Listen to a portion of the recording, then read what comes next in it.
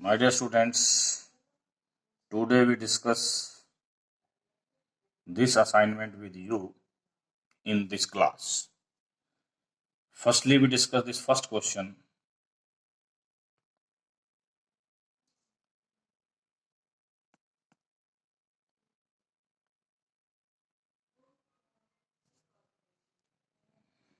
We have typed this program.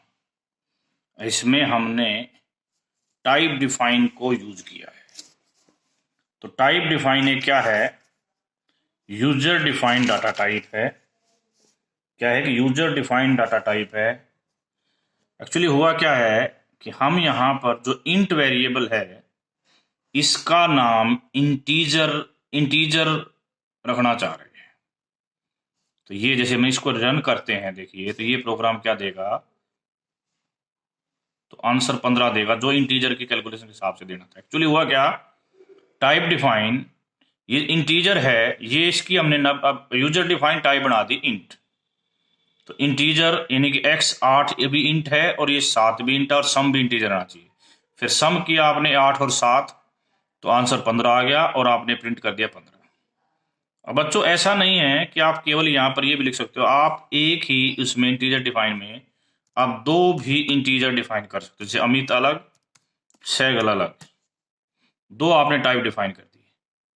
और आप करते हो x इज इक्वल टू 8 को तो अमित ले लेते हो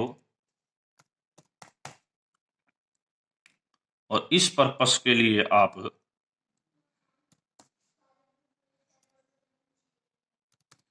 सैगल ले लेते हो. इससे क्या फर्क पड़ेगा? देखो कोई फर्क नहीं पड़ेगा, प्रोग्राम वही का वही एग्जीक्यूट होगा सेम. अब बच्चों के माइंड में पहला क्वेश्चन आना बहुत स्वाभाविक है कि हम टाइप डिफाइन का यूज क्यों करते हैं. टाइप डिफाइन का यूज क्यों करते हैं? ठीक है, तो मैं बताता हूं. The advantage of type define is that we can create meaningful data type. Advantage of type define is that we can create meaningful data type for increasing readability of the program. Program की readability को बढ़ाने के लिए data type को meaningful बनाने की कोशिश की जाती है. ये इसकी एडवांटेज है.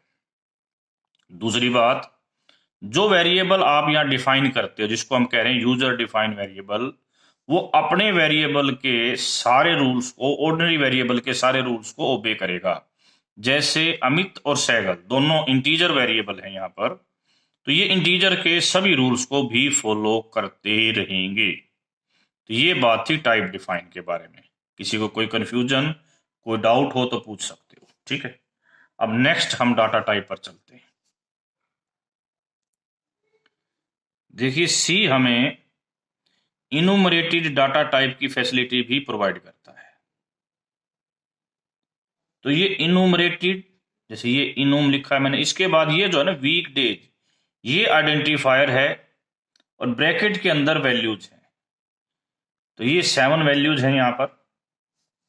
ठीक है, तो identifier is a user defined in, ठीक है, enumerated data type which can be use to declare the variables, but these variables are only integer constants. अब इसमें क्या किया, देखो ये लिखा है इनुम.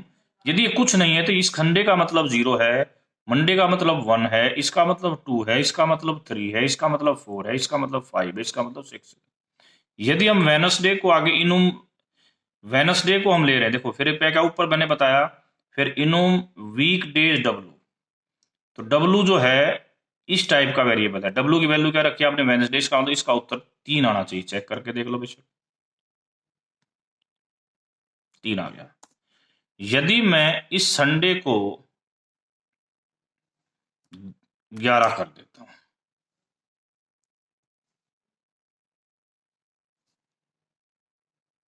चलो बच्चों, एज जैसे कि सी पार्ट में आपको कहा गया था कि संडे को 28 कर दीजिए. संडे 28 हो जाएगा तो मंडे 29, ट्यूसडे 30, तो वेनसडे 31. देखिए आ गया। यदि मैं इसमें से इस ट्यूसडे को कुछ और दे देता हूं, मान लिया मैंने इसको 8 दे दिया, तो अब देखो संडे तो 28 रहेगा, Monday 29, Tuesday 8, Wednesday 9, Thursday 10, Friday 11, Saturday 12। तो जहां वैल्यू बदलेगी वहां से बदल जाएगी, बदल गई ना।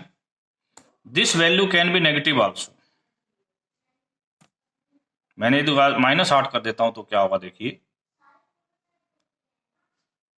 वेडनेसडे -7 आ जाएगा, करेक्ट। तो माइनस की देते हो तो उससे भी चलेगा, प्लस भी चलेगा, इंटीजर लेगा। तो ये थी आपकी इनोम क्लास। देखिए पहला क्वेश्चन ये दिया गया था आपको, ये डन हो चुका है। बी पार्ट भी हमने करा दिया, जिसका आंसर कितना आया था, Sunday 0, Monday 1, 2 and Wednesday 3। C part Sunday 28, Monday 29, 30, Wednesday 31। D part Sunday 28, Monday 29, Wednesday 9 तो ट्यूसडे 10। ई पार्ट ट्यूसडे -3 तो वेडनेसडे -2। अब सेकंड ए में हमने बताना है क्या इस प्रोग्राम में कोई एरर है। ठीक है, तो बच्चों इस प्रोग्राम में एरर है, क्योंकि आप ऐसे दो वेरिएबल को जोड़ नहीं सकते। Okay, this is error, this line is error. अब अगली आउटपुट्स के लिए हम अगला प्रोग्राम करते हैं, वेट फॉर ए मिनट। अब बच्चों अगला पार्ट हम डिस्कस करने जा रहे हैं। देखिए जब इसको, अब हम ना स्कैन चीज को ले रहे हैं, यदि हम इसको एग्जीक्यूट करते हैं, पहले मैं यहां y ले लेता हूं, अगले पार्ट में इसको डिस्प्ले करेंगे। देखो इसका मैं आउटपुट देता हूं तो what you get, run. Scan actually में स्कैन क्या करता है, कीबोर्ड से वैल्यू मांगता है। मैंने लिखा 5 नहीं 4 9, आउटपुट आ गया 4 एंड 9। यदि आप इस आउटपुट को देखना भी चाहते हो तो आप 2 मिनट के लिए गेट cs लगा दो, आपको आउटपुट दिखेगा। अब देखिए हो क्या रहा है, दोबारा से मैं एग्जीक्यूट कर रहा हूं, गेट ch लिखना था, gate.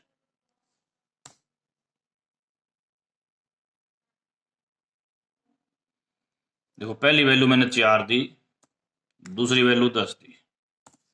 My output comes like that, #4 #10 #।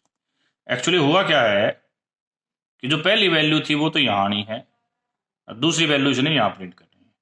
यानी कि जो स्कैनएफ सिस्टम है, स्कैनएफ सिस्टम क्या करता है कि जिस फॉर्मेट में, देखो पहली वैल्यू x की कीबोर्ड से लेनी है, दूसरी वैल्यू y की कीबोर्ड से लेनी है, इस सिस्टम में कोई एरर नहीं थी। परंतु जो पहला पार्ट पूछा गया वो ये है, क्वेश्चन पूछा गया क्या इसमें कोई एरर है।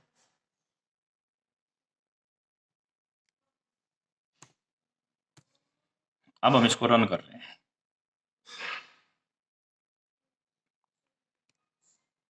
एरर नहीं आएगी।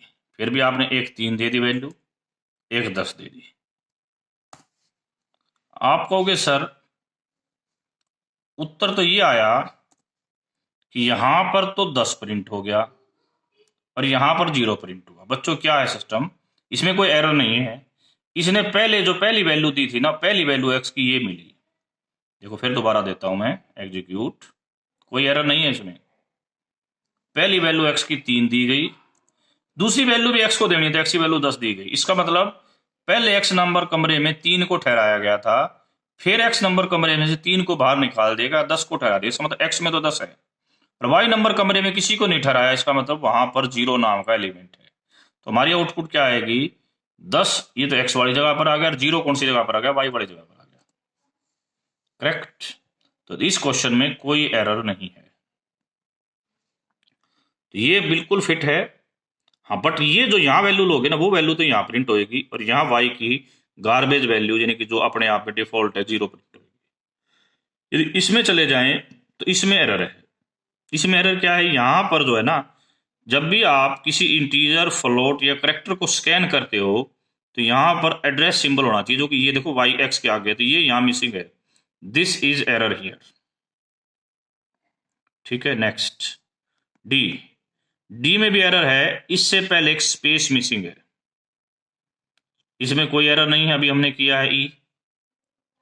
एफ। एफ देखिए बच्चों, बच्चों को लगता है कि इसमें एरर है, but this is a very very traditional and good question. देखिए, इस स्कैनर फॉर्मेट को बदल दिया, ऐसे लिखा गया है ये।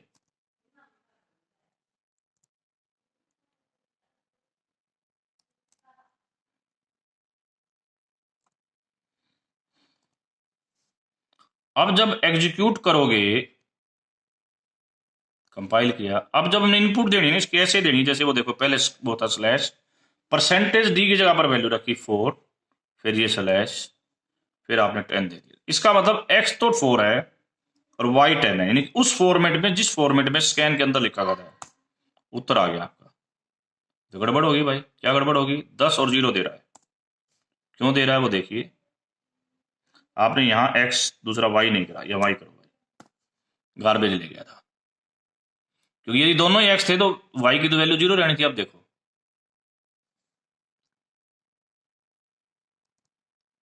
4/10, ये जो है ना पहली ब्रैकेट और 2 स्लैश बीच में ये ब्रैकेट, इनका कोई रोल नहीं है।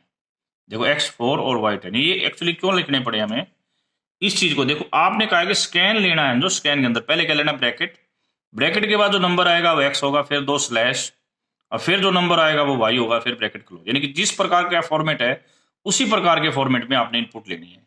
यदि आप और किसी फॉर्मेट में इनपुट लेते हो तो ये एरर दे देगा। नेक्स्ट, इस क्वेश्चन की बात हो रही थी, ये देखो पहले, ये देखो पहले ब्रैकेट, फिर x, फिर 2 स्लैश, फिर y, फिर इस फॉर्मेट में लोगे तो कोई एरर नहीं मानी जाएगी। यानी कि जब कीबोर्ड से आपने इनपुट देनी है उसको ध्यान रखना है यहां पर। अब इसमें आ जाओ, इसमें क्या है, स्ट्रिंग कैसे स्कैन करनी है। ठीक है, देखिए 2 मिनट में बताता हूं मैं।